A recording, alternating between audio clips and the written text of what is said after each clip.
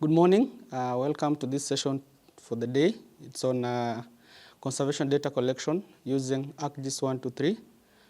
These are products from Esri that we use to create our data collection forms for the purposes of data collection before we create our data products.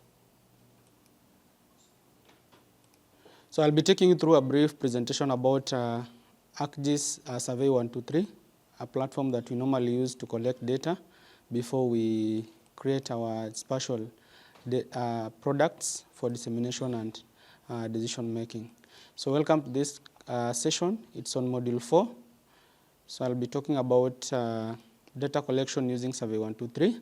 Okay, my name is Isaac Fadamula. I'm the Geospatial Systems Developer at RCMAD and RCOE. So I'll be taking you through module 4, data collection using Survey 123. So Survey 123 is a product of Esri, ArcGIS suite. So it's normally used for smart location-aware survey, whereby you have to incorporate your location-based survey or data collection techniques within your workflows. So I'll be taking you through how we normally utilize it and how we can do it practically to design our forms before we do field data collection. So what is ArcGIS Survey 123? It's a complete form-centric solution for creating, sharing, analyzing surveys. So by form-centric, it means it's form-centered. That means for you to design your form, for you to design this survey, you have to have a form designed in Survey 123 that will be used to collect responses from different respondents or pick some data from the field before you submit. And this solution allows you to create forms, create surveys that you can be able to share and analyze your results instantly from the platform. So the main role of this application or platform is that it simplifies the data collection process, whereby we have smart forms with location intelligence. So, and this makes it ideal for most of the field operations and public data gathering. So when you want to do some mass data gathering or collaborative or participatory data collection, it's an ideal tool that can be deployed in the field to do such a task.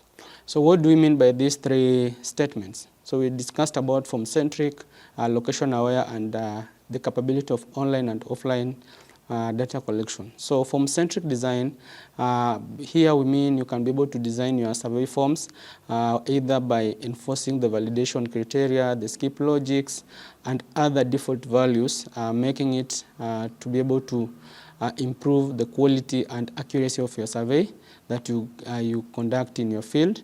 And it also allows, it supports multilingual, so you can be able to translate your forms into different languages for you to get maximum responses from each and every local setup. So you are able to translate your form from any language to another to suit the local language where you want to collect your data from. So location aware, so this one normally utilizes the power of location, thereby enabling you to add your location data to every survey response that you get from the field or from a particular respondent when you're doing your data collection.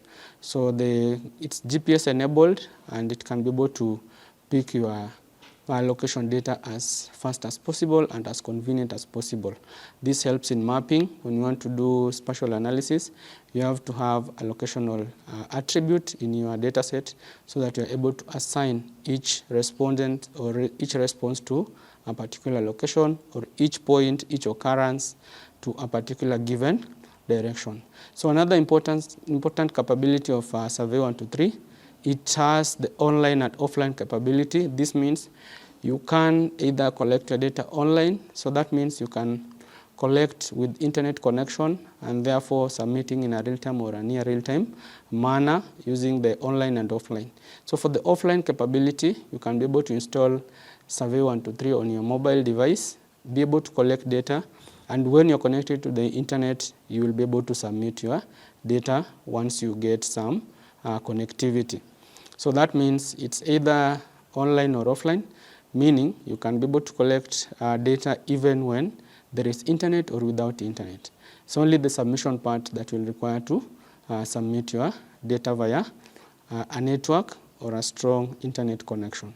So that makes it possible to utilize the tool in areas that even have low or no network coverage. All you will be required is just to download the form on your device during the, before you go for data collection, and once that form is already on your device, you can be able to load the questions, collect your data, and be able to submit your responses as soon as you get connected to the internet.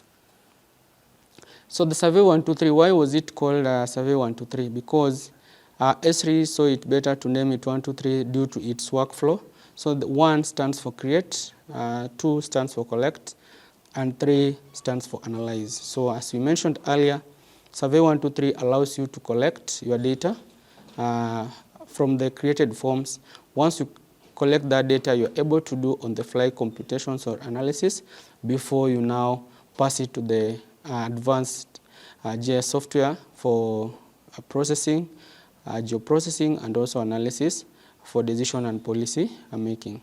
So on create, number 1, you're able to design your smart forms, which are location enabled, and this one is normally purposefully for your specific activity. So it's tailored to your needs.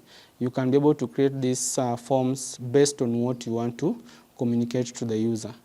On collection, you're able to, it enables you to collect data any place, so you can collect it in any part of the world, therefore allowing you to do it even at any time.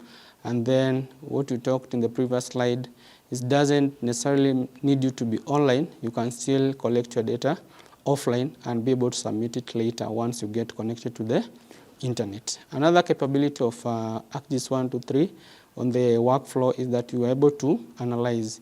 So you can be able to instantly view or visualize your data as it comes in from the field, and therefore being able to interpret your results as soon as possible for actionable insights. So the analysis part is just to give you an instant overview of your data set as it's submitted, thus being able to make some preliminary or actionable insights before the deep analysis or the deep data processing to create your GIS products. So those are the 3 workflows, and I purposefully say that's the reason why ArcGIS 123 was called 123, because of the 3 C's, the 3 capabilities, the creation, collection, and analysis of field data. So there are 2 ways you can be able to create your forms. 1, so we have the Survey 123 Connect, which is one of the platforms or one of the tools that you can be able to author your surveys. And then you have the Web Designer. So we'll be doing the Web Designer today. And then the Survey 123 Connect, this is an application that can be installed on your desktop to enable you to create your forms. So you'll still be required to log in using your ArcGIS online credentials so that you're able to design these forms. So what are the steps for creating and publishing your survey in the Web Designer? So we'll be using the Web Designer today. So it makes you to be able to create your forms and deploy your surveys in a very straightforward manner. And this also allows anybody to gather data with minimal effort or with minimal energy. So the first step is that you'll be required to sign in. We'll go through these steps. So once you sign in, you'll have to choose a template, whether you want to start from scratch, or you can choose a template from S3 or even from an organization, or you have S3 community that has some templates which now the user can be able to make a selection from. Our step 3 is design and preview. You can now, after you've signed in, you've chosen your template, you are now able to develop your questions. You can design your form, preview, set the skip logics rules, and set other validation criteria or other rules that will be able to help you to collect data in a very accurate and reliable manner. Once you've designed and previewed your form, you have to publish for you to make sure that your link can be used to collect data, and you have to make it live so that now you share or you configure your devices for data collection. Remember, when you're talking about mobile data collection, it's not necessarily that you collect data using mobile phones. You can be able to share a link via email or on social media so that people can use the link to collect your data. Remember, we said this can be used for crowdsourcing, data collection, and participatory mapping or participatory GIS. So as long as you share your link, this can be used instantly by enumerators to collect and submit your data set or data to your platform. Then lastly, once you've done your publishing, you now share your URL or your QR code. And this helps you to share your link to the enumerators to collect data. So remember, you can either share as a URL or a QR code. So people will be able to scan your QR code and then do the actual data collection from the field, or from the, if they were filling a questionnaire on a desktop, they can be able to use the link and submit your data set. So what are some of the advanced features and automation? So one, we have the conditional logic. So conditional logic normally is an enforcement within the mobile data collection tools, so that we are able to either hide or show specific questions that are relevant to a specific group of people, or we can be able to set our questions to be opened once a particular question has been answered. So we can be able to restrict a specific response to a previous response so that we get some more data or some more information about the topic that you are discussing or collecting data on. Another issue in automation and advanced features, we have external data integration. So we can be able to integrate our data with the other platforms. So you can call your data from Survey 123 to other platforms so that you can be able to enrich and have some precise measurements for evidence-based decision making. And lastly, we have automated workflows. You can be able to set your report generation or data-driven notifications to keep your teams informed. So here we can be able to talk about the feature layers which can be developed. So once you configure your form, once the data comes in, you can be able to set that questionnaire or survey into, or convert it into a feature layer. So once you collect data, that data set is submitted to the platform. The data goes to the feature data layer or the feature service layer. The feature service layer now feeds to the web map, and then from the web map you can be able to use it to generate dashboards. So you find it's a complete automated workflow from data collection. You submit the data, then it goes to the feature layer. The feature layer goes to the web map, and then the web map sends data to the dashboard. So you are able to have that reporting workflow in a glimpse of time, and this keeps your team well informed, and the decisions are normally made instantly without time wastage. So analyzing and managing survey data. So we have several ways that you can be able to analyze or present your data. So when you have the interactive dashboards, we've talked about it. So you can be able to have data overview or data tabs within your survey website for some summaries.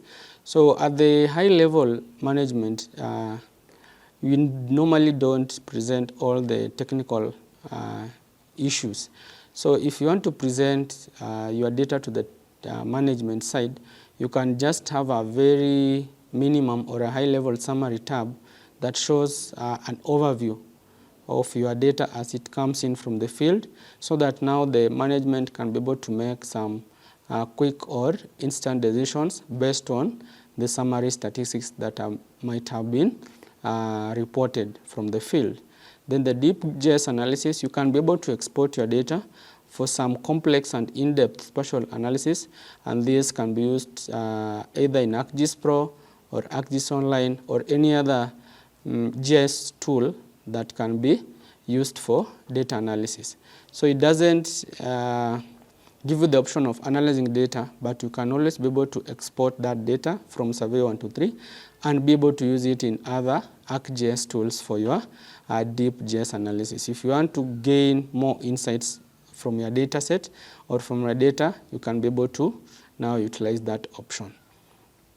Seamless sharing, you can be able to share your interactive dashboards or raw data with other stakeholders or your organization members.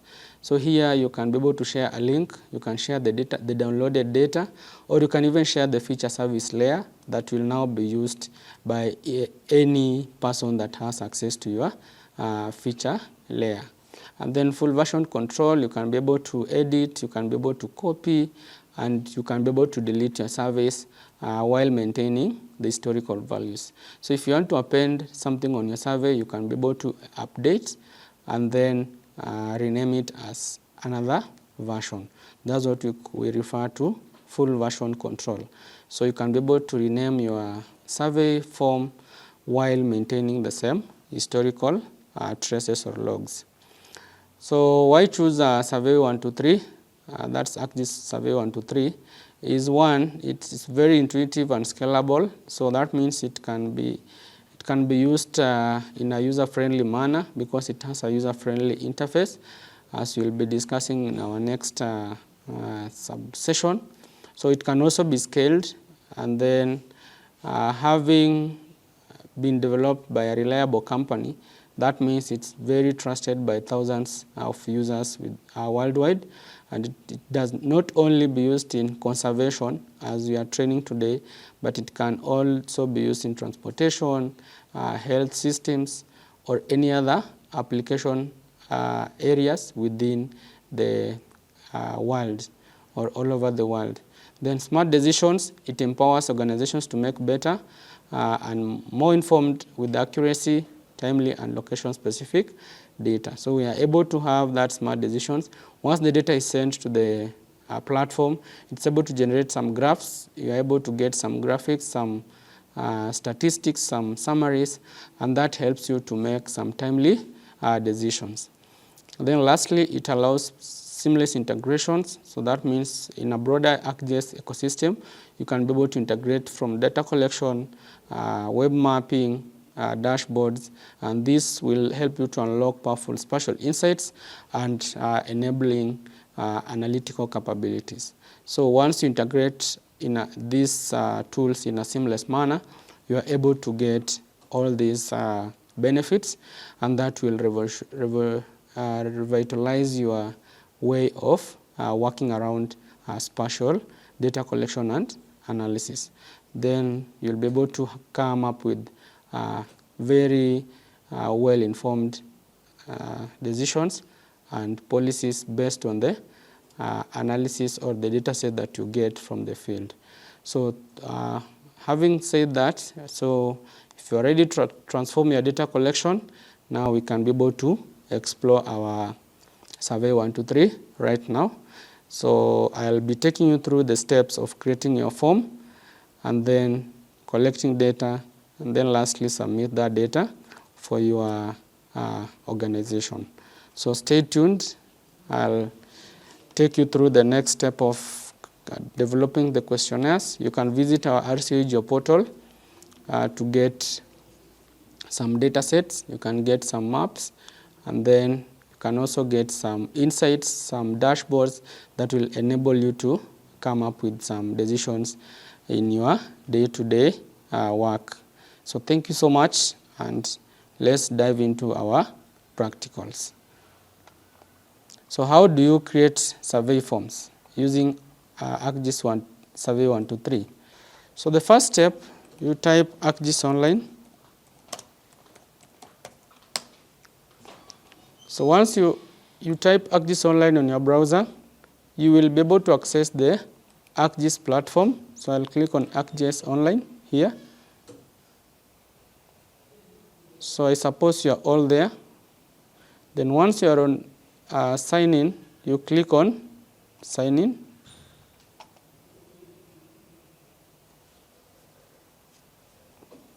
From sign in, so remember I've already saved my URLs. Alternatively, I can still remove this so that I log in step by step. So you'll type RCMRD training based on the organization URL that you have from Esri. Then once I'm done, I can still remember here, then continue.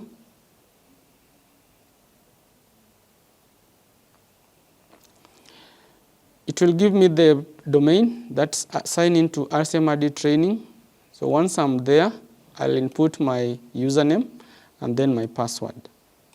You can select keep me signed in for those who easily forget their passwords, but it's not advisable to keep yourself signed in because someone else can be able to sign in and utilize your platform to create their own things. Once I've input my credentials, I'll click on sign in.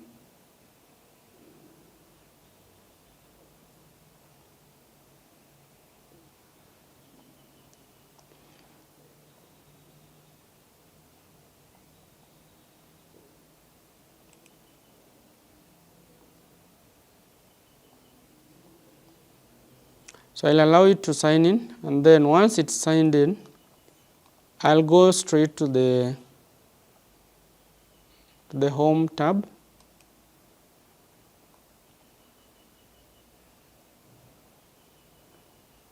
Welcome to ArcGIS, to RCMRD ArcGIS training platform.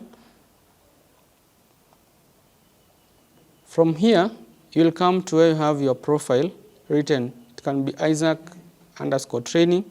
This is RCMRD_training. So what I'll do, I'll click on this section. I'll click on the section next to my profile on the left. Then you will find all the tools that are available within your platform, which you can be able to create some products. So for the last sessions, we used the ArcGIS dashboards and the ArcGIS story maps. They are also here. So if you want to create a story map or a dashboard, you can simply access them through this section. So our main agenda for today is Survey 123. So I'll click on Survey 123. So if you click on Survey 123, it will be able to open a new page, which will be requesting you to log in. So if you had not logged in, you'll be required to log in. So first you have the ArcGIS 123 survey. This is Survey 123. And then you can be able to even connect to other platforms. As we said, it allows integration. So you can be able to connect it to ArcGIS Pro, ArcGIS Online, ArcGIS Enterprise, or for developers. So you can be able to have that section. You can select any of the options available here. The next tab is on My Surveys. So the My Surveys normally portrays or displays all the surveys that you have created or developed in a span of time. So it displays all the surveys that you've been having. So at the moment I have 2. These are just test surveys. And then on the organization, if you click on the organization, you will have to see all the surveys that have been done within your training organization account. So at the moment you have the untitled. This one was done by Pedro Janota, 1@gmail. So survey do biodiversity. This one was done by Pedro again. So you can be able to see all the surveys that have been deployed within the organizational account. So far 13 surveys have been created, which are being portrayed here. So if you want to see all the surveys that have been developed within your organization, you can be able to click on the organization. So for our case today, we shall click on My Surveys. Now from My Surveys,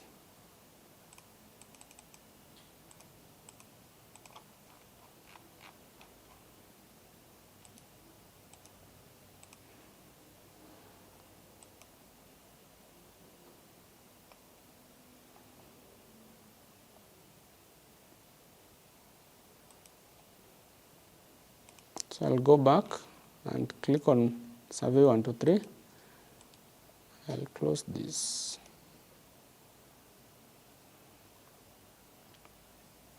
So on My Surveys tab, I'll click on New Survey. So I'll have to click on new survey. And then what we talked about form design, you can be able to either have a blank survey which has a drag and drop editor.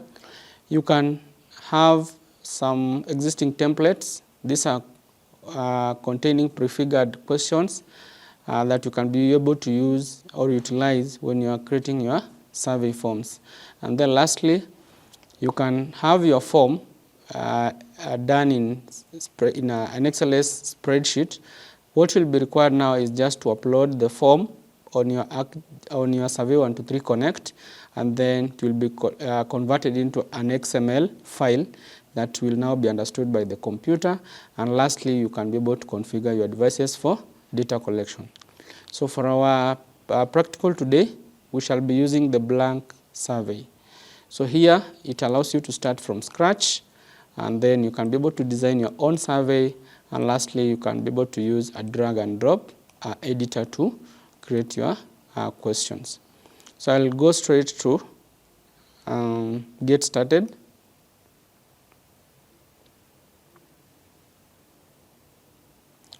So depending on the strength of the internet, it will be able to load. So mine is a bit fast. Now, once you are on your survey, so it will output a window similar to this. So this allows you to design your questionnaire. So the first thing, we have the overview. So on the overview, this is where your survey appears. It gives you the overview of your survey, what has been done, how many surveys, how many data sets, or how many survey forms have been built or developed. So it will appear here, an overview, just some few details about your survey. At the moment, you don't have anything here because we haven't designed our form. The second tab is on the design. This one now allows you to create your questions for data collection. And then the next one is to collaborate. So on the collaboration tab, it allows you to share your survey. You can be able to share your results as we talked about. You can be able to update, and then you can amend your group settings. So if you want to share your survey only to a specific group, you can be able to have this setting active, and then you specify the group that you are sharing onto with your survey or your form. And then the second tab is on the analysis. So once data comes in, it will be on the data section, but you can be able to show some graphics, you can be able to show some dashboards under the analysis tab. Then on the data set, on the data, this is where now the field data comes in. So it will be a tabulated page, so you'll see your data in tabular format. And then lastly, you have the settings. So the settings, you can configure your app version or survey version in the field. So if you want it to require update on the latest version of this survey, you can be able to check it. And once you make any change, you must be able to save. So we dive straight into the design tab. So the design allows you to set your questions.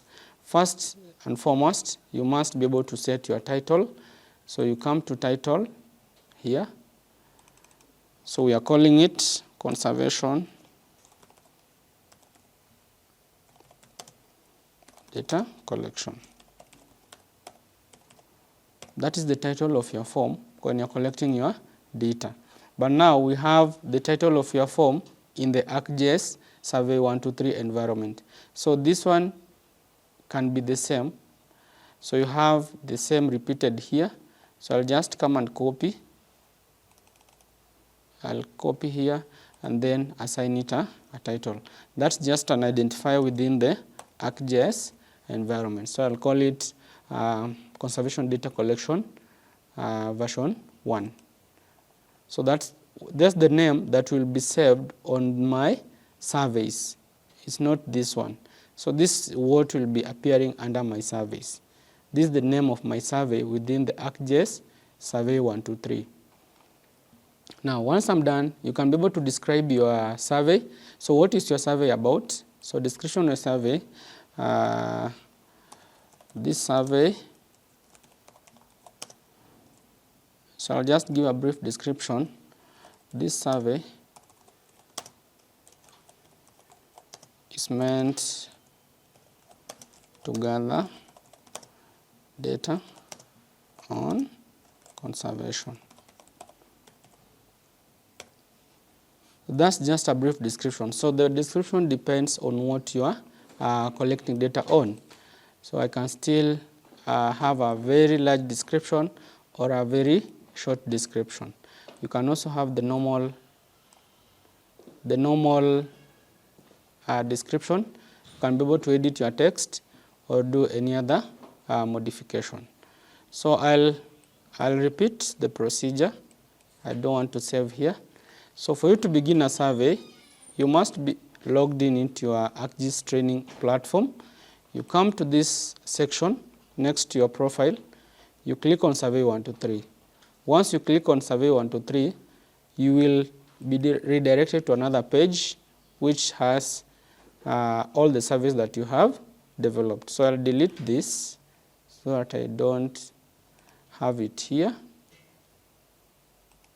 So I want to delete, please type. So I'll send it to the recycle bin.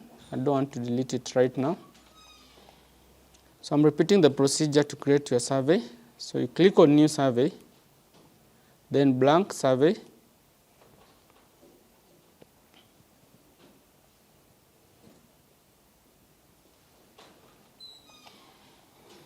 So you let it load. It takes some time.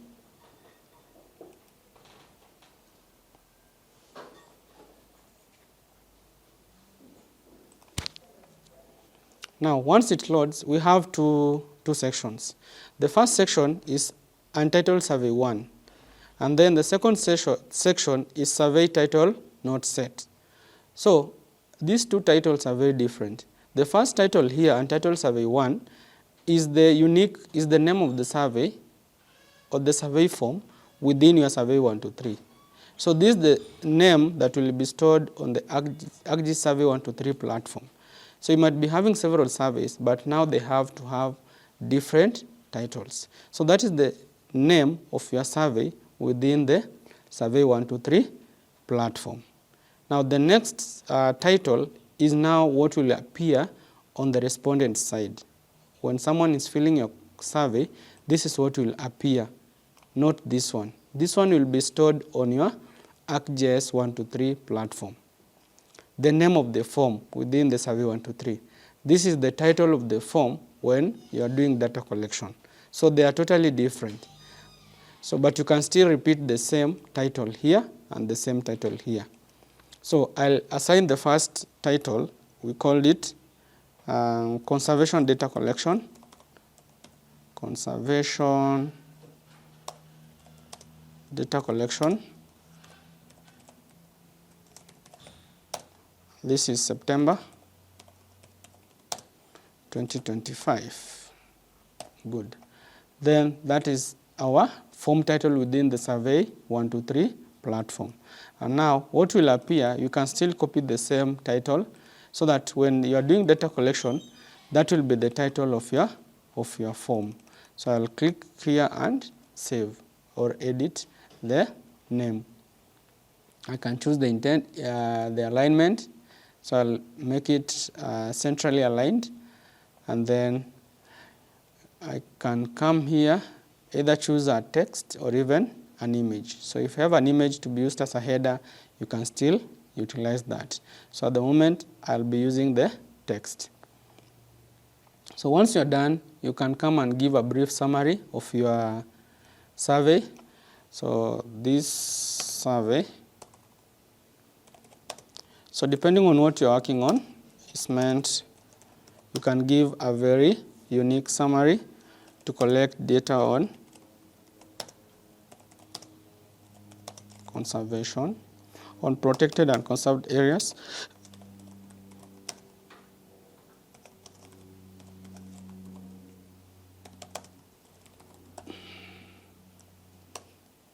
so that's just a brief summary. So I don't mean that you should use exactly this one in your assignment, because you should use a unique description. So when you will be giving an assignment, you can use your own summary.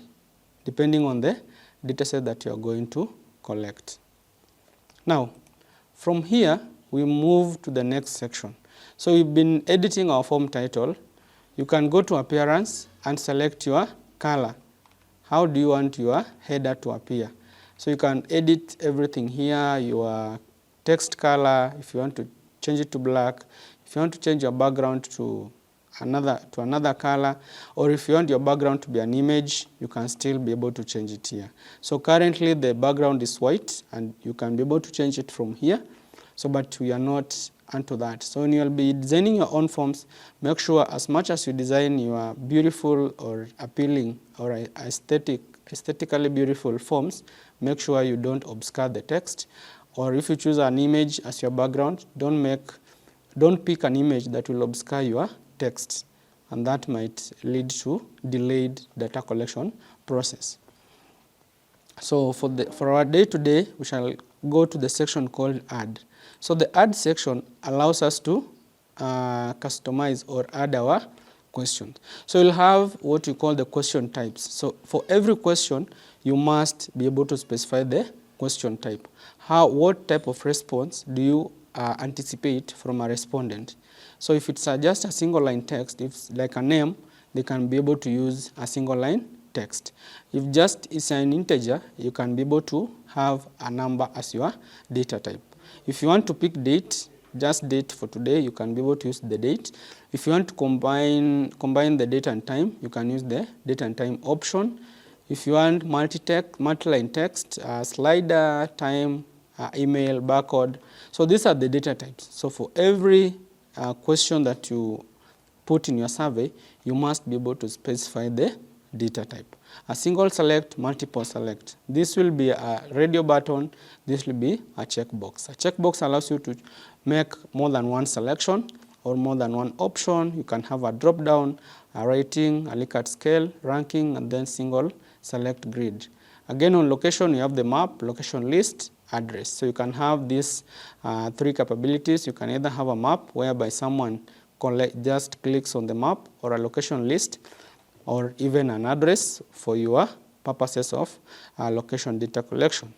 On the media and files, you can have, it enables you to collect richer data. Well, that's an advantage with mobile data collection. Richer data might include the images, the audio, the video, or even the signature.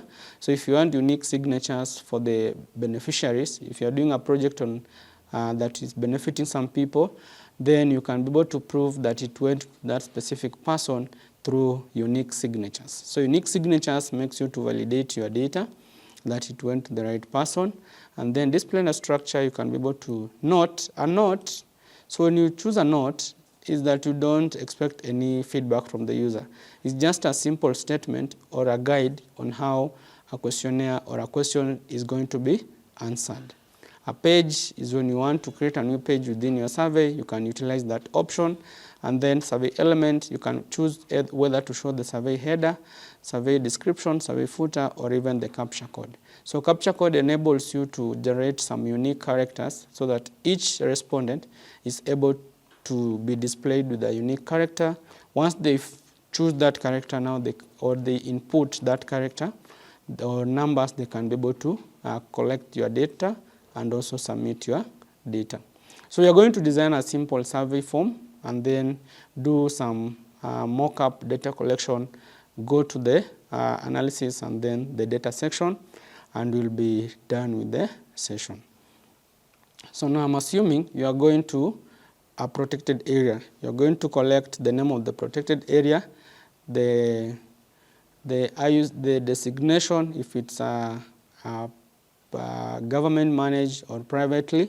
Then you have the IUCN category of the protected area, and then the total area of that protected area, when it was established, then how many managers are there. So you're going to collect such information, just a simple questionnaire, and you shall be able to configure and then do some data collection. So the first question you're going to add is a single line text. So the question is now edited or modified from this section. So the first question will be the name of the protected area. So that's our first question. So now the single line text enables you or the user to input the name of the PCA, the protected and conserved area here. So you'll be able to input your text here, name of the protected area. You're able to now input your name here.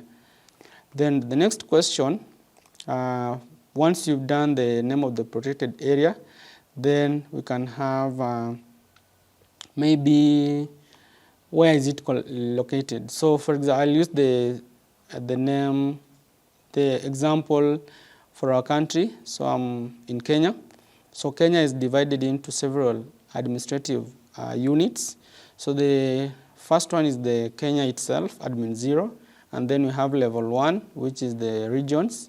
And then from the regions, we have the counties. So I'll have to choose the counties. I'm using the example of counties.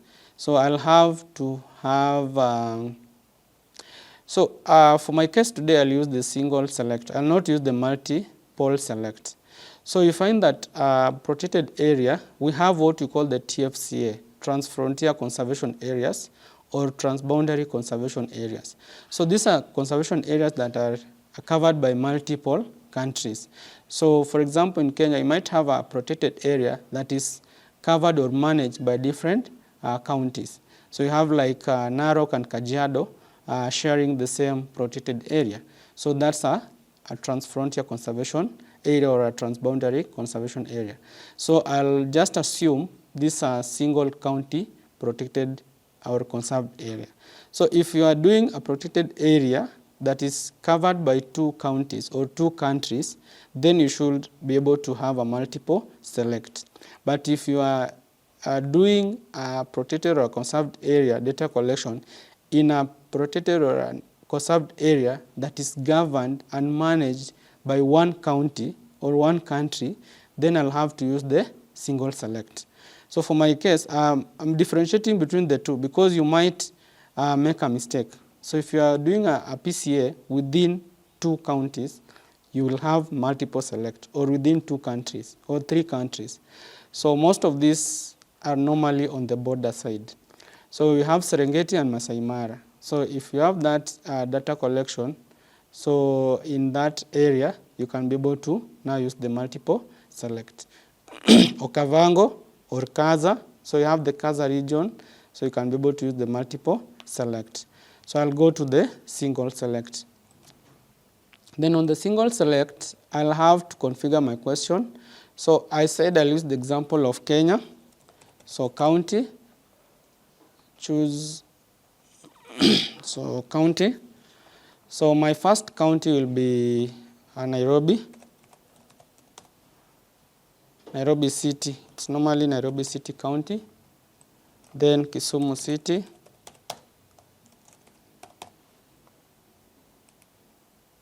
So you can have Kisumu County.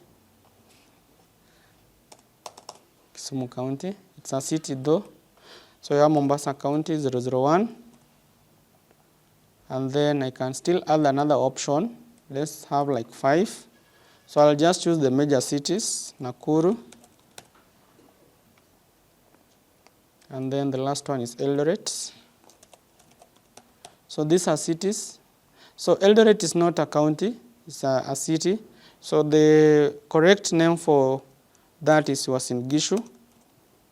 So Uasin Gishu is a county. Gishu.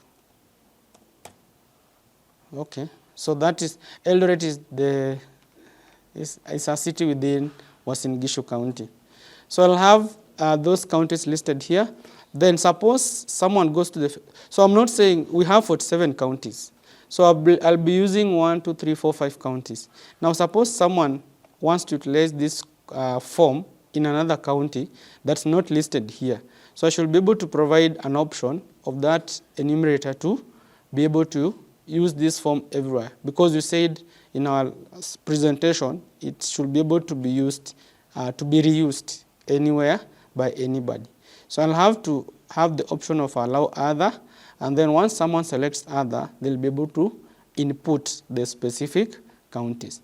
But for you to make a very accurate or reliable form, make sure you have all the lists covering all the counties here, so that we avoid some systematic errors such as spelling mistakes. So if you have spelling mistakes, that means you'll be having errors in your data, or you'll be having hard time to clean your data. So we are saving a lot of time when it comes to data cleaning. So if you design your form in a very good manner, you will not have a lot of spelling or other errors. Those errors normally slow down your processing or your analysis time. So I'll mark it as a required question. Maybe you want to see how counties are doing in terms of conservation efforts. Again, I'll come here and verify that my answer is correct. My question is okay. I can still make this protected area a required question. So make sure you set your questions either as required or not required. So required means someone has to answer that question before they move on to the next question. Now the next question I'm going to add is year of establishment or gazettement. So let's not say establishment, but gazettement. So I'll choose the date. So this date will be my third question. So year of gazettement. So now someone will be able to set a specific date. So they'll be able to be displayed with a calendar, and they can be able to choose the specific date.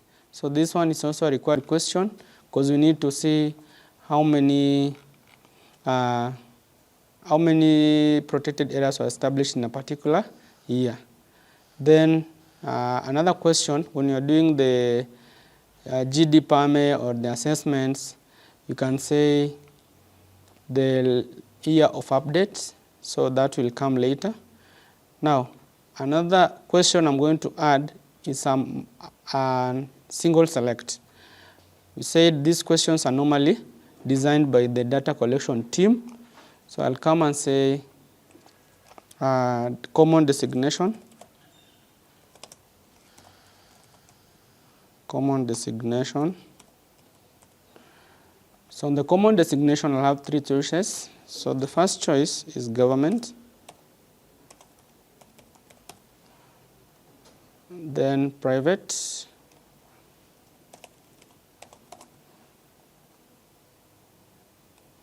And then, so the other one will be public-private partnership. So I can have such an arrangement, but we have so many designations. So these are the only three that I'll type, but I'll also allow someone to type in other designations. So the reason why I'm doing this is that I'm trying to tell you, during this survey form creation, before you do that, you must have sat down as a team. You pick all the details before digitizing your form. So I have the three because I don't have the exact schema or the exact designations in mind, but I have like government and private. So I've just added the PPP. So in case you have another one, it provides that option of someone inputting the other designation. So the other question I'm going to add, we've utilized single select as number. So we are going to have a number here. So on the number, we are going to have the area, total area in either hectares or kilometers squared. Total area in square kilometers. Total area in kilometers squared. So that will be a number. Now someone must be able to input that number. Then you can be able to restrict it here. It must be an integer. So we want whole figures only. We don't want rounded figures. So if you uncheck this, then you can be able to receive even decimals. So you want it an integer, a whole number. So that's why I'm checking that option. It's not mandatory, it depends on what you are collecting.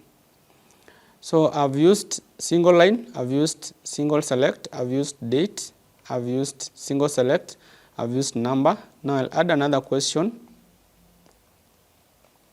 So another question can be drop down. So a drop down list is just a selection list, only that it's a drop down. The appearance changes. So this is just on the appearance. So I'll just say designation IUCN designation. So for those who've done conservation, you can be able to understand this designation. So you have the common designations and then the IUCN designations. I'll have two options. I'll have 1, 3, 2, and then 3. So I'll still have allow other, since there are so many, you can be able to input. I'll have this required question. Then autocomplete means you can be able to type in one letter and then it will be able to populate to bring you some of the values that start with your first letter. So I'll not choose that. I'll just allow people to go and select. Now the Likert, the single grid, is just an appearance of the options. So the choices can either be in a ranking manner or a rating manner. So we've used just 3. In your practical exercise or assignment, you can be able to test these remaining choice appearances. The other thing I'm going to add is a map. So I'll allow people to choose the location. So location of the PCA location. So that's the location of your protected and conserved area. So someone will be able to now choose on the map and then submit the longitude and the latitudes. This will help us to do the mapping. So it will be a point. If you want someone to pick a line, it will be a series of points that will be interconnected to form a line, a linear feature. If it's a road, a river, then you can be able to utilize the linear option. If it's an area that you want to cover, let's say a building or a protected area that's not too big, it can be a swamp, then you can be able to utilize this option of an area. We don't want to enable Z values, we don't want to pick the heights, we don't want to enable snapping since it's just a point. And then it has these interactive features. You can be able to locate you, it can be able to pinpoint exactly where you are and pick the exact coordinates before submission. So we shall leave them at that point. And then on the base map, we'll leave it at topographic, no default location, and then this is a required question. We need to pick as much data as possible, so we make it to be all questions will be required questions. But now someone might ask, on the location, sometimes we don't encourage people to make it a required question. Why? Because you might be having a phone that is unable to detect the GPS signals. So different phones have different GPS chips and capabilities. So if you have a phone that whose chip is not as advanced or sophisticated as much, then you'll have a problem picking your GPS coordinates. Another problem comes when you are talking about obstacles. So GPS signals are normally received clearly on a clear sky, but in case there are some changes in weather like cloudy, the weather is very cloudy, the atmosphere is very cloudy, then that means the chances of receiving clear signals from the GPS or the satellites will be minimal. So it might lower your speed in data collection. Maybe you are in a building, so that also affects your GPS reception. So such factors are the ones that normally bring us to a decision not to put location data as a required question. But you must insist to your enumerators, location data must be picked, because in essence, the end goal of this data collection is to map. So make sure you insist. You can make it required, yes, but be cautious areas that you are going to collect your data. So you might be going in a forested area and you are sure that forest canopies inhibit GPS or satellite signals. So in that area, you might experience some challenges. The device that you are using also has some technical or technological issues. That might be a problem.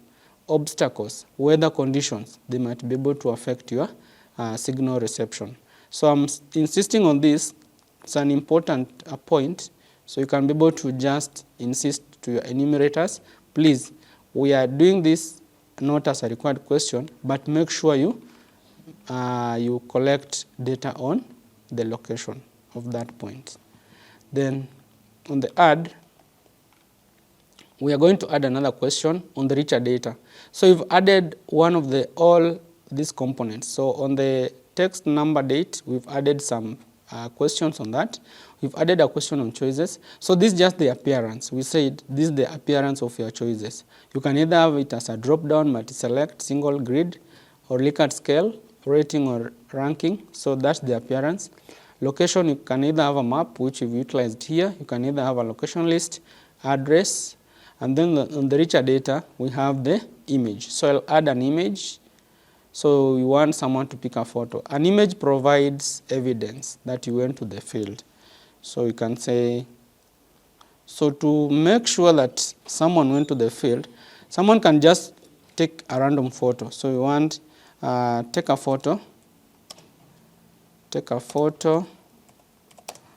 of the front office.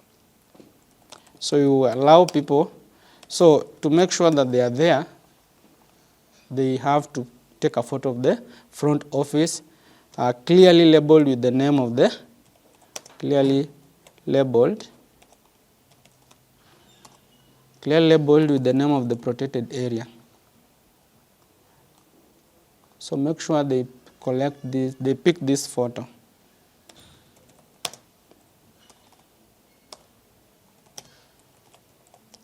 With the name of the PCA. So clearly labeled with the name of the PCA, so that we are able to ascertain that that person went to the field.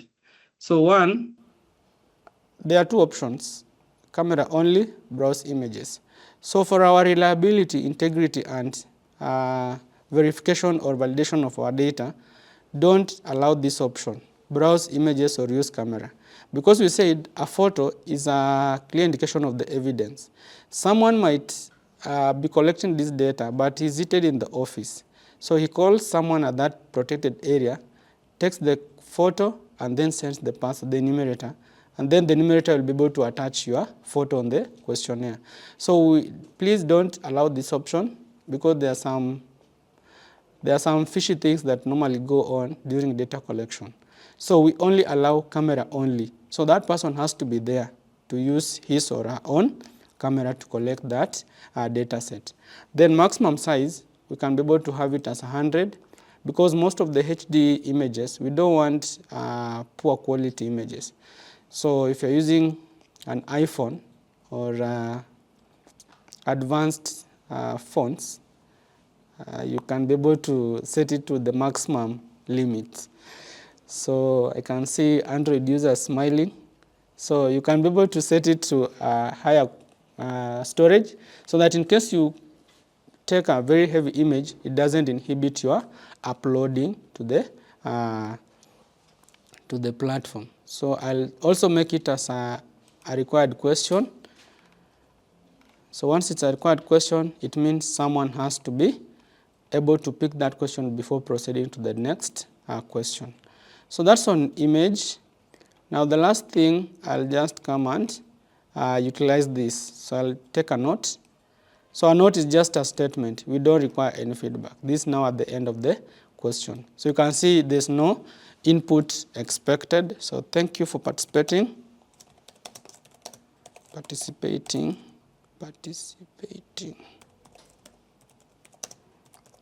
in the survey.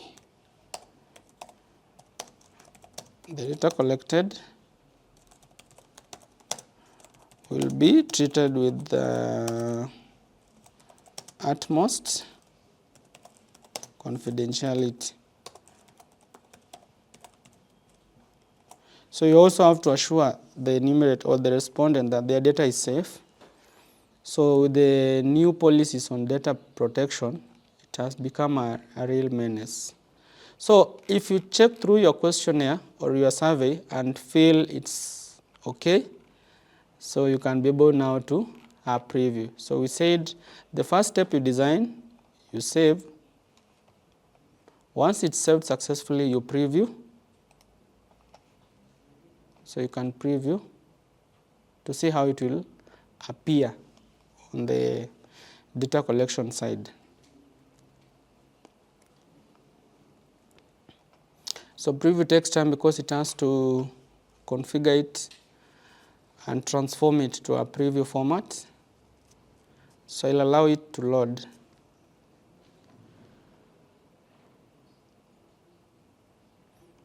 So this is how your form will appear on your data collection end.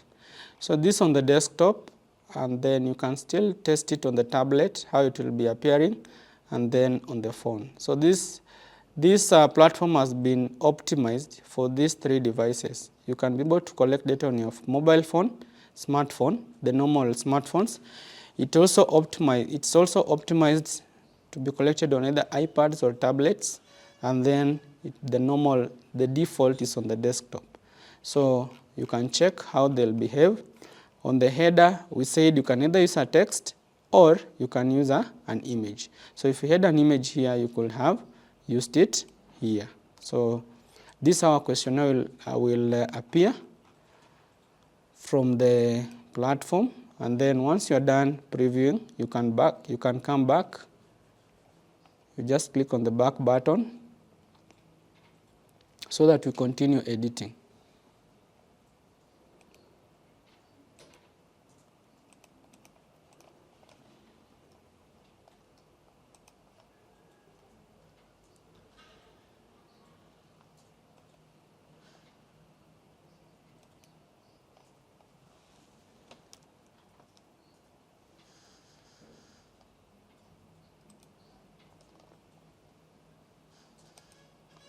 So I'll select this survey.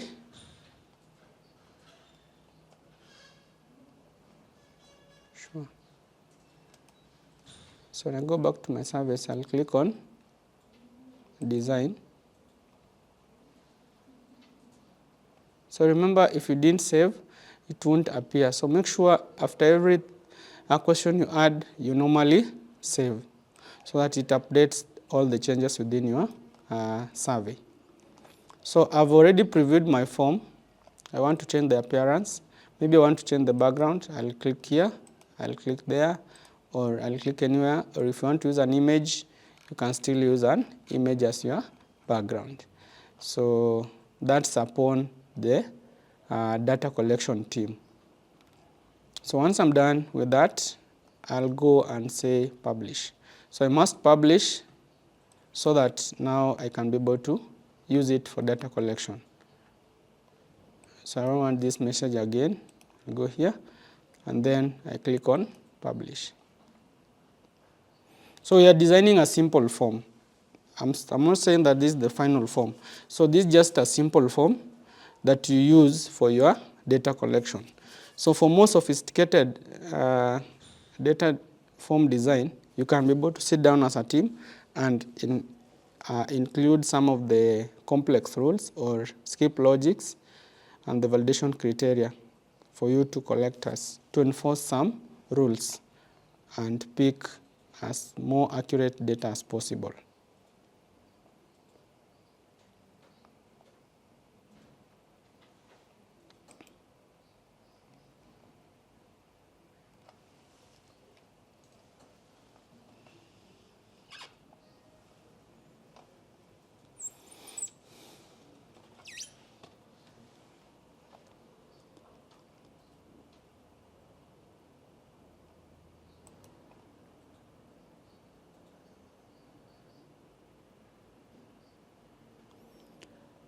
So once it's published, so you'll find that we've already published our survey. So the next thing is that you have to share for people to collect your data. So I'll click on, we are done with overview, we are done with the design, we are going to collaborate.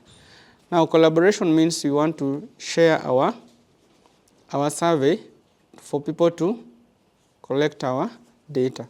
So we have three options here. We have the link where now people open the survey in a browser directly. That's if you've already shared your link. Then secondly, ask the user how to open the survey.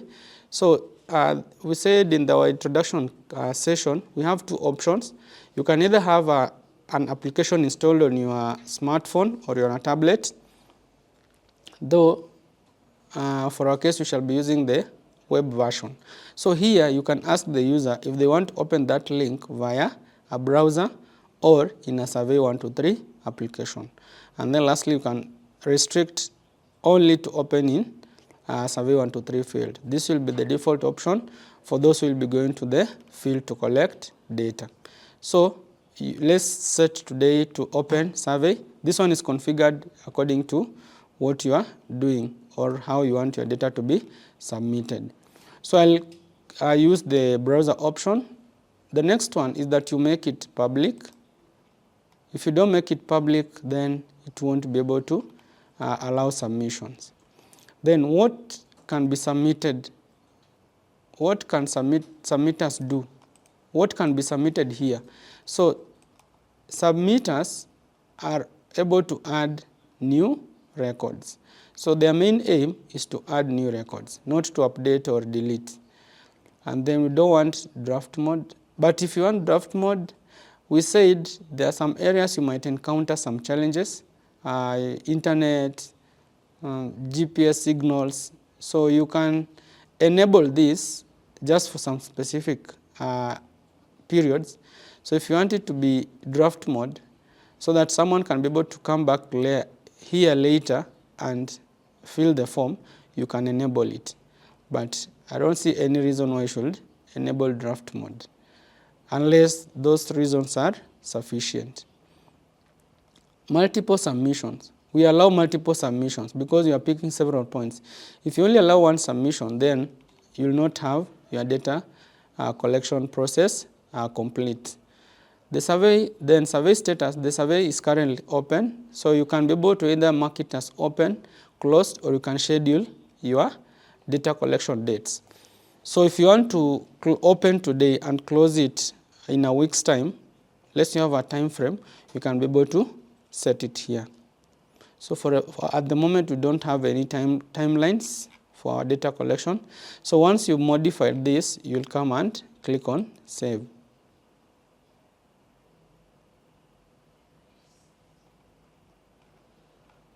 So you'll save. You'll find that it's saved. Now the one thing, I'll go and pick this link. So during your assignments, this is the link that you will send to us for your form that you've designed. So you'll pick this link and then email the person that you want to collect data. So as they open this link, it will either open in browser, it will open in either of the two, where now the user has to specify, or you can set it to only open in the app directly.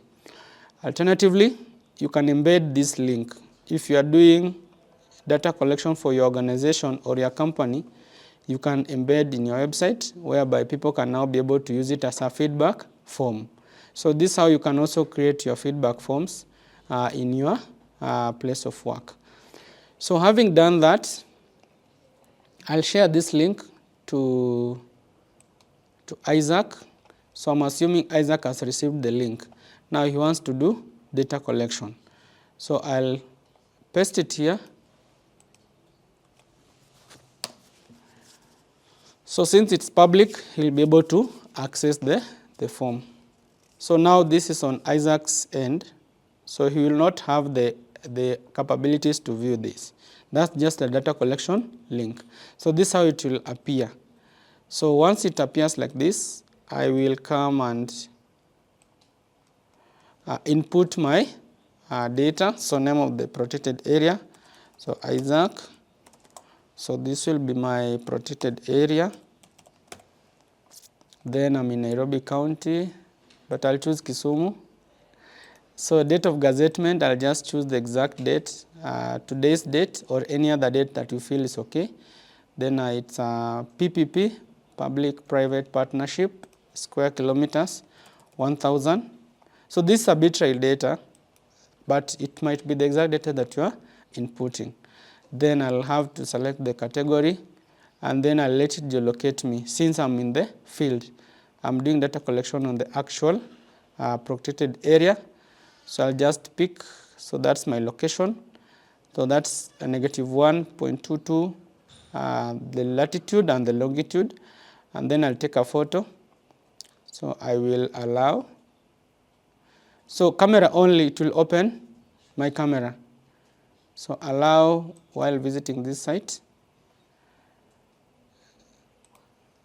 So now this one, if you're using your laptop, I'll have to go and reconfigure the question. On the design,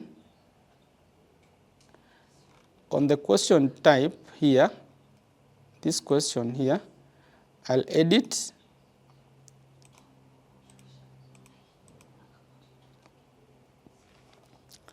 I'll edit my question, take a photo.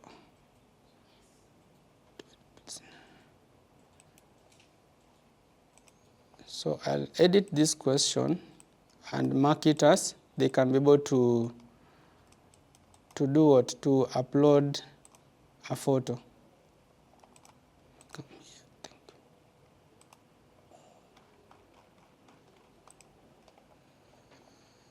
you. Okay, no question.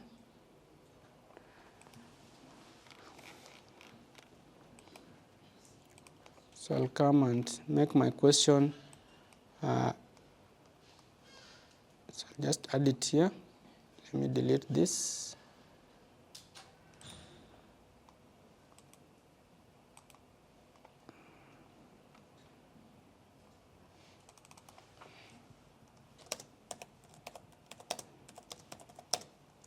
The PC,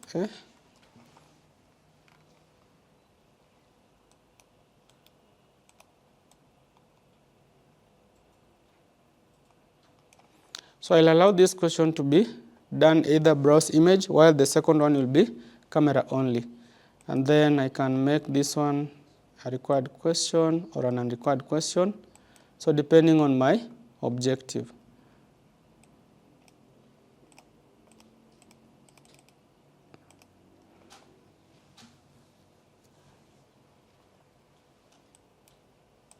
Now if I go and refresh my browser so that it reloads the question,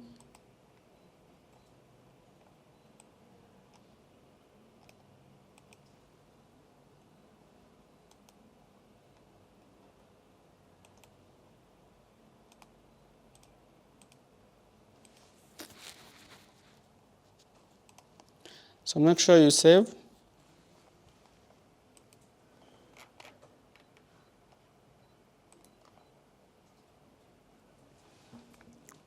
Make sure you save your work.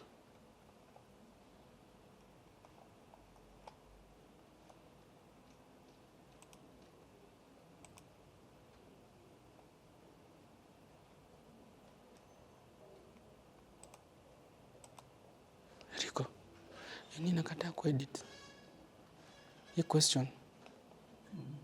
Nimemute. Nimemute.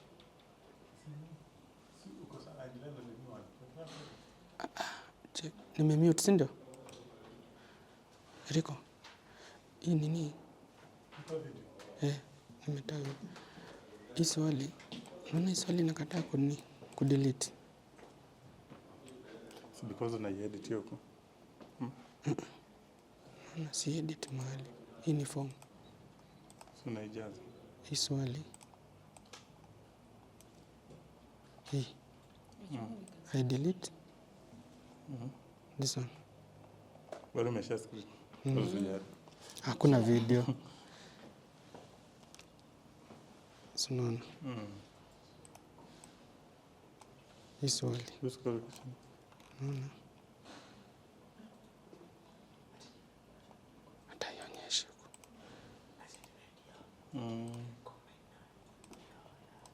Na ukirefresh.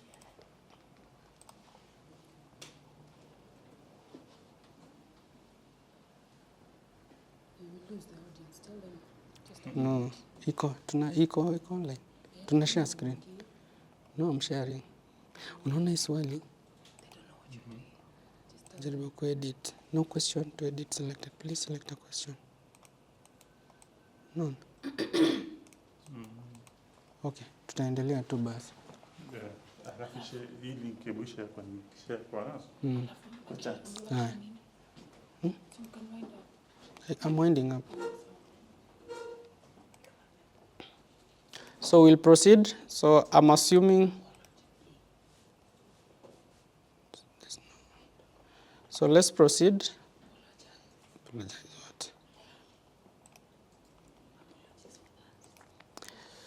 So I'll proceed from where I left. So having designed your form, you will come and collaborate again. Go and set your question. So it's still the same settings that we'll use. I'll copy the link. I'll paste it here.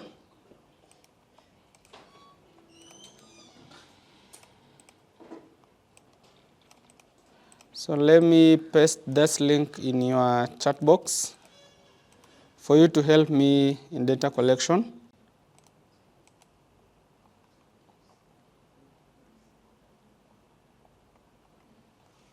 So open the link and try to submit some dummy data.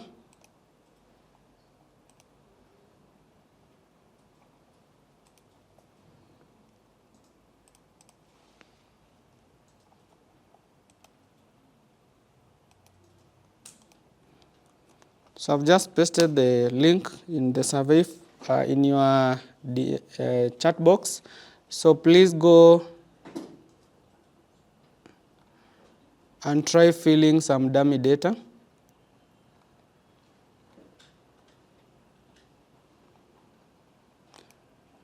So once you fill some data, I'll be receiving the data sets from my end or the data. So I'll come to my. So please fill some data sets. Use your phone to fill your data set or your data into the form so that you can see some reflection on this side.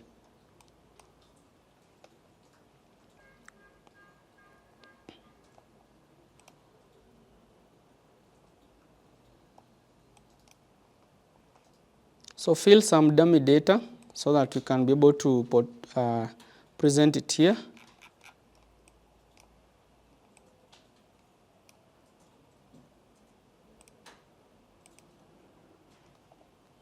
So I'll give you like 2 minutes or 3 minutes. So by 11:25 we should have some data filled.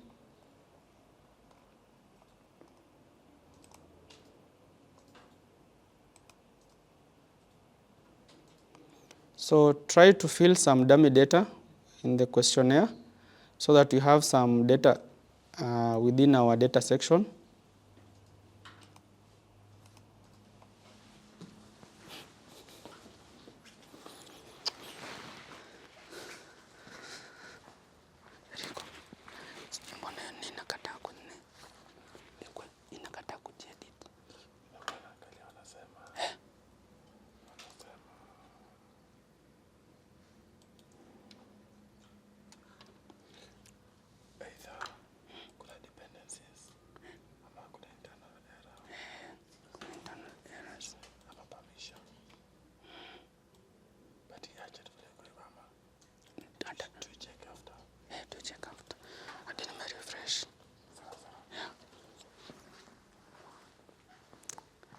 Wajaze form.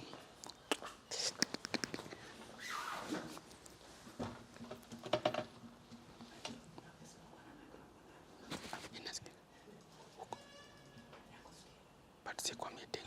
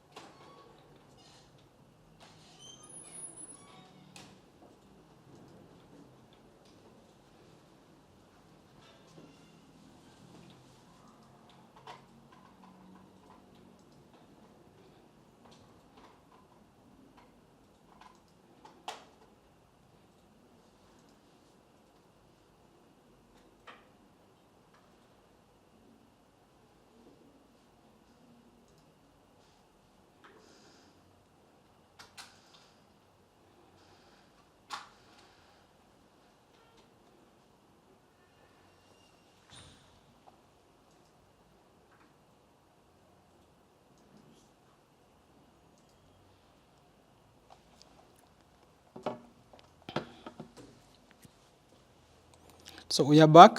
So we expect you've already filled some questions. Let me go to the site and refresh.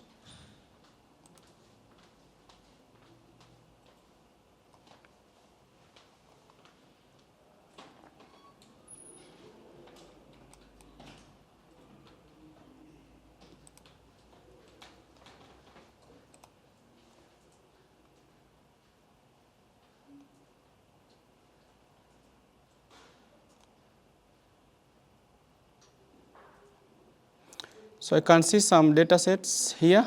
So thank you so much for taking your time to fill the questionnaire.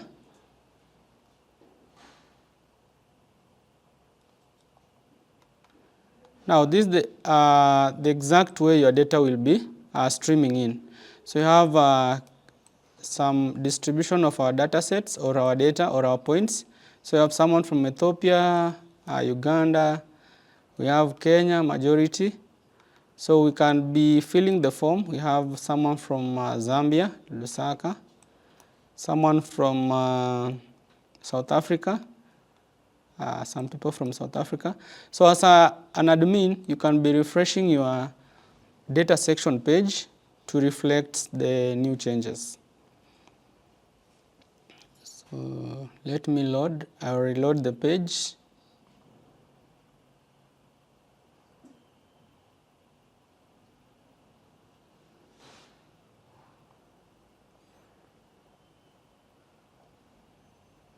So more data is coming in. You can continue submitting data. We have someone from Algeria joining us. This is someone from Oceania, Atlantic Ocean. So I think this is an outlier, but you can be able to verify later. So if you click on any, you can be able to get your data sets. So that's how you can be able to design your form. You can still open in Map Viewer. So once I'm done, I can click on Open in Map Viewer, the official map visualization or development platform.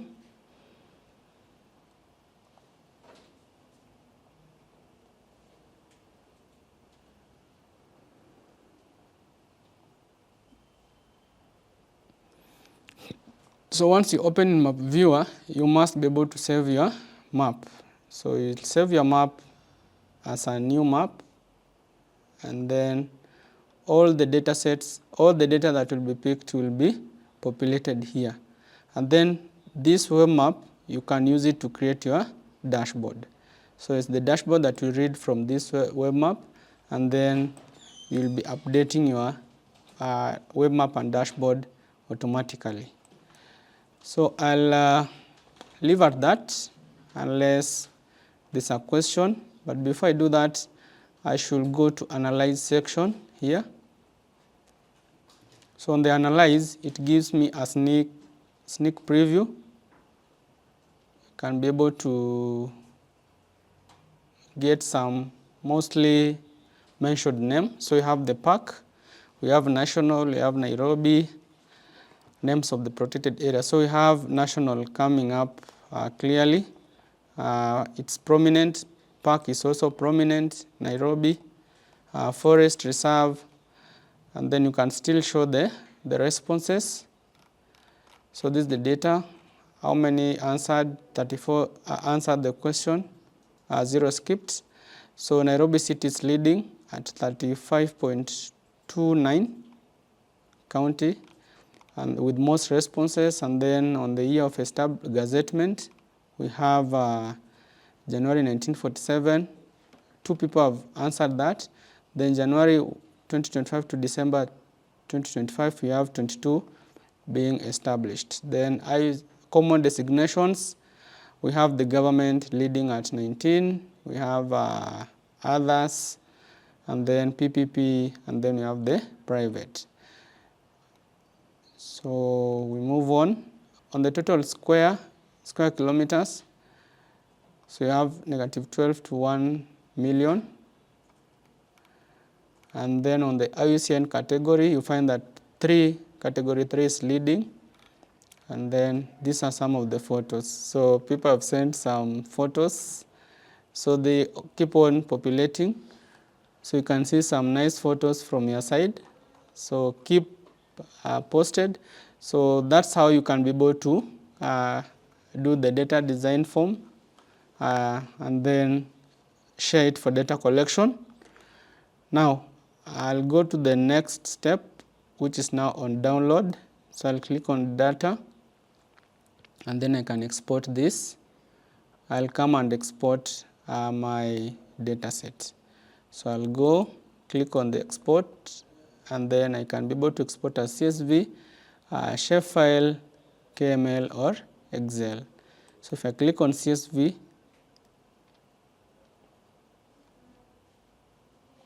so it will automatically download it as a zipped file, and then you'll go to your CSV, to your downloads folder, and then extract your CSV file. So my CSV is already downloaded here, so I'll just go and unzip and open. If it requires some cleaning, then you can be able to go and do some cleaning of your data set. So up to that point, I would like to end there and get some responses or some questions from your side or comments. So I'd like to stop sharing the screen so that we receive some questions. So thank you for your attention and your concentration.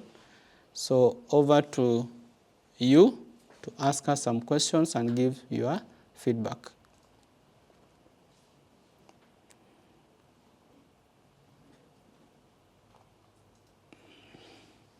So we start with the Ibrahim Ambale. Welcome.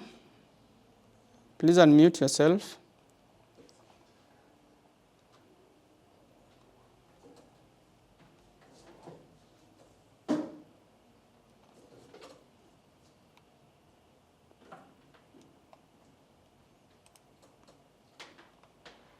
Okay, Betty, Linda, you can go next. Betty, Linda, please unmute yourself. Thank you so much for the presentation. Yes, Betty. I have a number of questions. One, what's the difference between Survey 123 and then Kobo Toolbox, and also what makes one choose one over the other? Why would they use Kobo Toolbox and not Survey 123?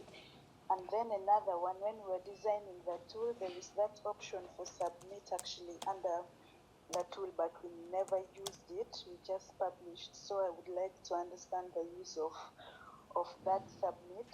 You also have something organization. For us, we don't have. So does that mean that what you're using is different from ours? And also when you tried to delete, you were updating that part for, I think, creating the photos. I didn't understand how you did it. You were muted. If you could repeat would be so helpful. But also the last part where you were able to see the different answers from the people. And it was actually displayed on the map. If you could repeat that part would be quite helpful. So that is for today.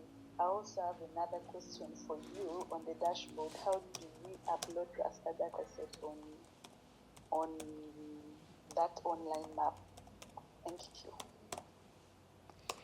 Okay, thanks for the questions. Okay, so let's get another question and then we answer the two.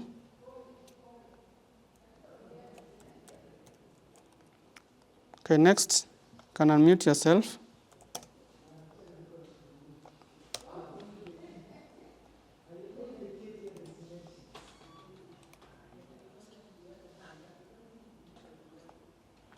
So we have Teddy.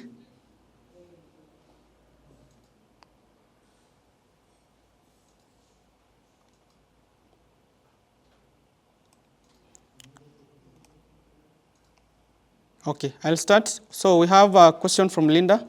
So I'll address Linda's question first as the others prepare the questions. So Kobo and Survey 123. So Kobo Toolbox is an open source platform or open source software or tool that is used for the same purpose, only that one is commercial and Kobo is open source. So Kobo is an open source, while Survey123 is a commercial platform or commercial software or tool or application from Esri company. So, but they perform the same function of data collection. So for Kobo, it's also an online and offline capability tool or software. So there's no difference. The only difference is that one has to be paid for, while the other one is free. But Kobo is not as free as we can say. There's a limit that will be required to subscribe. So when you go to Kobo platform, you'll have the limitation. You'll get the global user account and the UN affiliated user account. So there are normally two accounts that come up when you are using Kobo. So we'll maybe set up another training on Kobo so that you can be able to get the understanding. So I would like you to request for that training so that you can be able to also take you through the nitty-gritties. But at the moment, you are doing Survey123. So based on that, you have to get a license from Esri for you to use Survey123. While Kobo, you don't need any licensing. Then on the organization question, so the organization is only visible to the administrators. So if you have the admin rights, you'll be able to see everything within the organization. So as a user, you are not able to do anything under the organization section. So neither will it be visible to you. And then on the dashboard, how do you publish the data on the dashboard? So in my demonstration, let me share the screen. So in my demonstration here, I came to a place called data. So you are saying you didn't see this map. So once you click on the data, there'll be a default base map being displayed here. And I'll show you how we set it. So when you are doing the design here, when we are designing our form, we made sure that we saved and then we previewed. Now on the publishing here, on the publishing, we came to publishing section and then clicked on publish.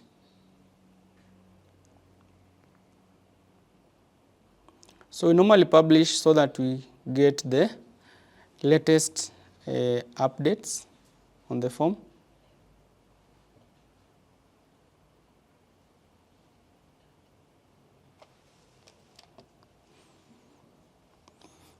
So I'll let it publish.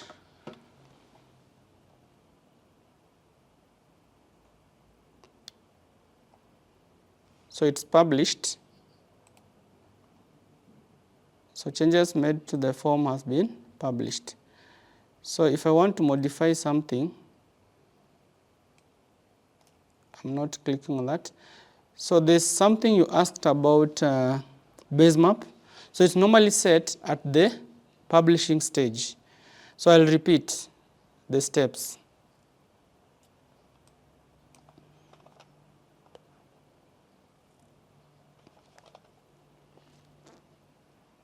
So allow it to load before we repeat the steps.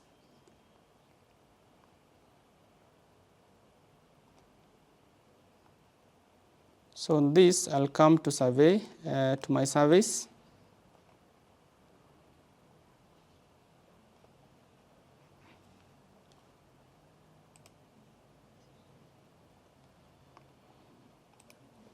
So I'll come to edit, design.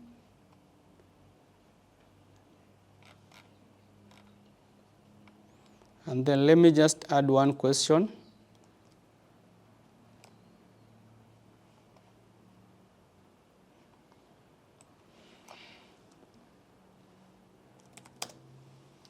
I'll add, say, total number. So let's say you're doing a national park.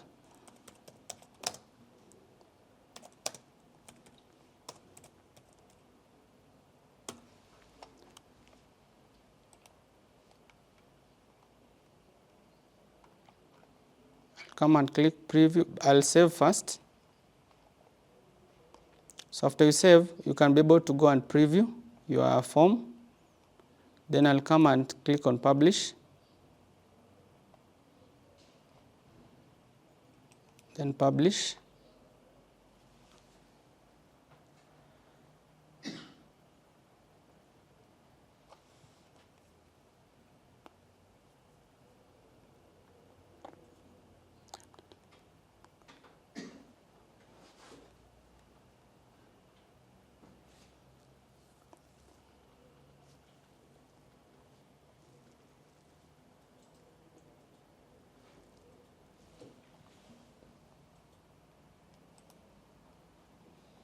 So I'll go to settings.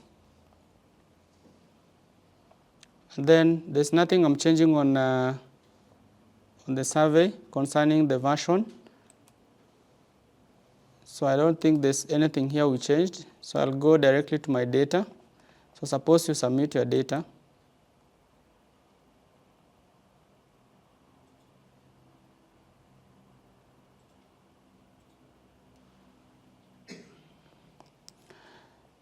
So when you want to create a map that will be feeding to your dashboard, you'll click on Open in Map Viewer.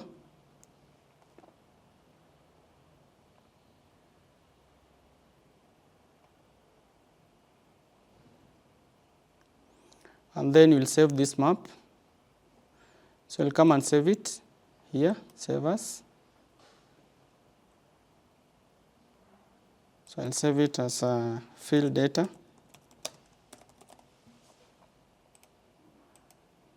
Can give tags.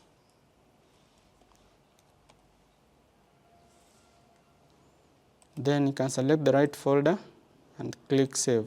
So this is the map that you'll be using for your development of your dashboard. So make sure if you want to use it in your dashboards, you have this map already saved.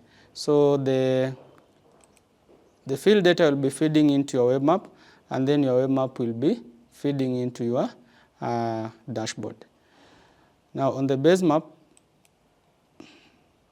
so this will show the layer, the map gallery will show the base map. So if you want to change your base map, you click on the 4 squares, then you can be able to choose your preferred background or base map. So we shall answer some of the questions in our community. So feel free to post your question. We'll be on the lookout to answer them as soon as we receive them. So I'll request the last person to ask a question before we close. Ibrahim? Yeah, thank you, Isaac. Are you able to hear me now? Yeah, we can hear you. Please go ahead. Sorry for that. My mic wasn't working. So I have like 2 questions. First question is, when you do have an organizational account like yours or ours, and then you collect data, and then how are we sure that the data is confidential and can only be seen by only you yourself? And then the second question is on the form appearance, that is on the tablet and maybe on phone or on desktop, because other tools like Kobo, Survey City or Survey Solutions, you can either swipe left or right, but for this one I only saw us swiping like upwards. Is there a possibility of us doing that on ArcGIS 123? Thank you. Back to you, Isaac. Okay. So thank you for your question. Yeah, on other platforms, you have the left, the right swipes. But for this, you normally swipe downwards or upwards. So that's the development that's within the S3 ArcGIS 123 platform. So unless they'll be able to reconfigure to have a way whereby you can swipe left or right. So at the moment, it's only the up or downward scrolling. Then when it comes to the other question on organization account and other accounts, so make sure on your sharing levels, we discussed about how you can share your data or your items within yourself. So I'll still just demonstrate it here. So let me share my screen. So when you are sharing your data, I'll go back to my content here. So let's assume this is a survey that you've done, or that's a data set that you want to share with a specific group. To make sure that that one is not seen by other people. So if you want your data or your dashboard only to be within your organization, so I'll take, for example, this field map that we've just created. I'll click on the sharing here. So when I'm sharing my map or my data or my item, I'll have to select, at the moment it's only me who can be able to see it. So if you have your organization that has several users, then you can only share within your organization. But another thing you can have here, if you don't want to share it to public, you don't check that.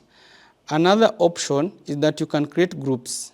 You can only create groups like the ones we've created here, so that only a specific group of people can be able to access specific data sets. So one, you can either have an organization account where you have different people within your organization. So if anyone within your organization has an account within that particular platform, they can be able to view your data. But still, you can share to only a specific group of people. So I'll just come here and say edit group sharing. As much as it belongs to you, you can still be able to share it to a specific group. So that now the issue of confidentiality is now wiped away. And make sure anything you are sharing in public has been generalized or has attributes that do not reveal some of the personal or confidential information. So that's how you restrict your sharing to different groups of people. So at that point, I would like to end there. So in case you have any question, kindly post it on our community and we shall be able to address it as soon as we receive it. Thank you for your attention. Thank you for your cooperation. See you tomorrow in our next session. Bye-bye.